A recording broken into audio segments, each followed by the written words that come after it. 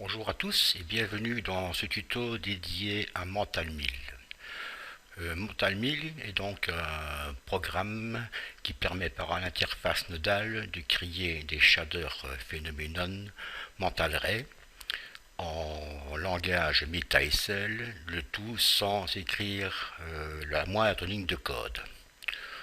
Donc pour ce faire, le tuto que je vais vous présenter ici est un résumé de deux tutos que vous pouvez trouver sur le site d'Autodesk Learning dédié à Mental Mill. Donc la première chose à faire, c'est donc lancer Mental Mill.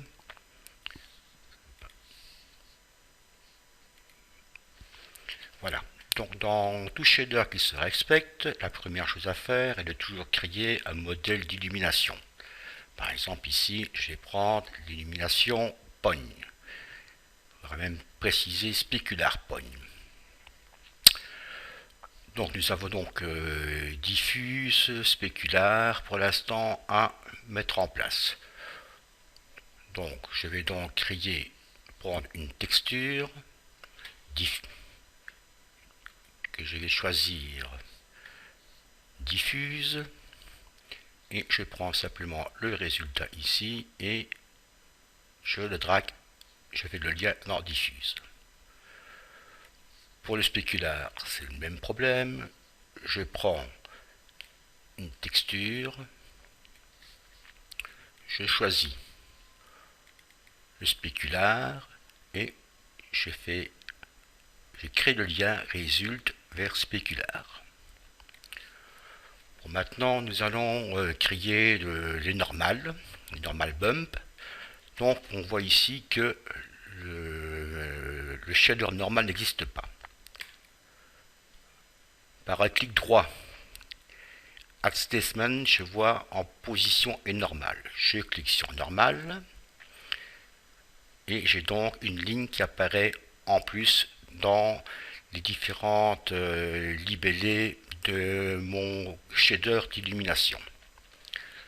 Je prends un normal make normal que je glisse ici et idem, je prends le résulte et je le glisse dans normal. Ce n'est pas tout, ça c'était pour créer le normal. Maintenant il faut appliquer la texture normale. Pour appliquer une texture, je prends une texture, je vais rechercher ma texture normale ici et je prends mon résulte et je le mets dans color. Maintenant je vais pour terminer par exemple faire une sortie unique en mettant un shader color brightness. Là je vais le mettre à 2 et idem, je prends mon résulte et je le mets dans color. Maintenant, j'ai toute une série de shaders, mais ils ne sont pas encapsulés. La manière d'encapsuler tous les shaders élémentaires, c'est de créer une structure phénoménon, ou phénoména en anglais. Je sélectionne tous les shaders, je fais un clic droit sur le côté, et je vois ici Create New Phenomenon from Selection.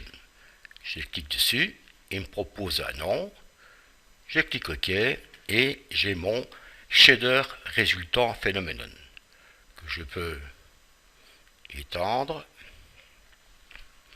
La dernière chose, c'est de pouvoir redéfinir quelques éléments. Donc, par exemple, au niveau de, je vais le faire un peu plus grand, au niveau de diffuse ici, si je vais dans texture, j'ai Add Texture to Phenomenon. Je clique dans texture, je la renomme diffuse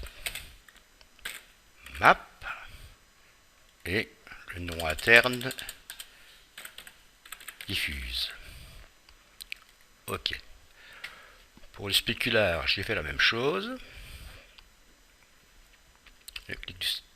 Je clique sur texture, je fais Add Texture to Phenomenon. Je dis que c'est spécular spécular map et je l'appelle spécular. Ok. Le suivant, nous allons faire le... Ici, c'est le bump normal. Donc, je clique sur Amend. Je fais un Add. Je renomme cela comme Bump Amend. Et ici, Bump underscore Amend. Maintenant, il faut s'occuper de la texture proprement dite, qui est la véritable texture normale. Texture. Add to texture. Là, c'est bien la normal map que je vais appeler ici norme. Il me reste encore à crier au niveau du brightness le amount. Même chose, clic droit sur amount, add to amount. Je clique dessus. Je fais et j'écris brightness amount et en dessous bright underscore amount. Tout ça c'est bien joli, mais j'ai oublié quelque chose, c'est les coordonnées UV. Car dans l'exercice 3D Max que j'utilise ici, les UV sont criés. Donc il faut absolument que je dise dans ce shader que j'utilise les UV. Pour ça, je regarde dans mes projets peut-être et je vois ici texture coordonnée 2D. Là, il suffit de prendre chaque fois le résultat et de le glisser dans les UV.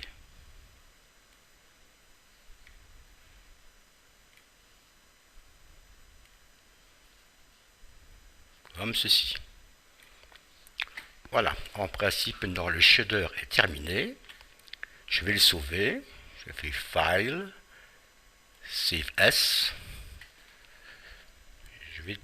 Je vais le sauver sur le nom test. Vous voyez qu'il propose comme extension 1000. Mais ne vous tracassez pas, c'est bien un fichier XMLS qui est enregistré. J'enregistre. Et nous pouvons passer maintenant à 3ds Max. Je passe dans 3ds Max. Je sélectionne l'éditeur de matériaux et je choisis par exemple un shader, une map DirectX qui permet de lire les fichiers XMLS. Je vais récupérer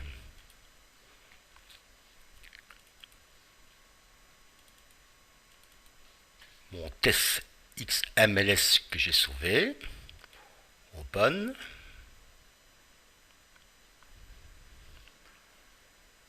Je glisse.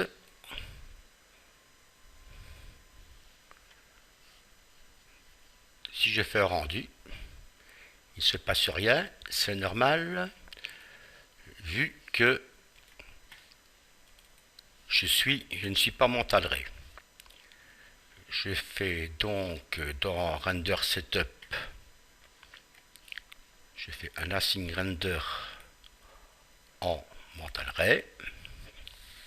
Et maintenant, si je fais un rendu, nous voyons que ça fonctionne.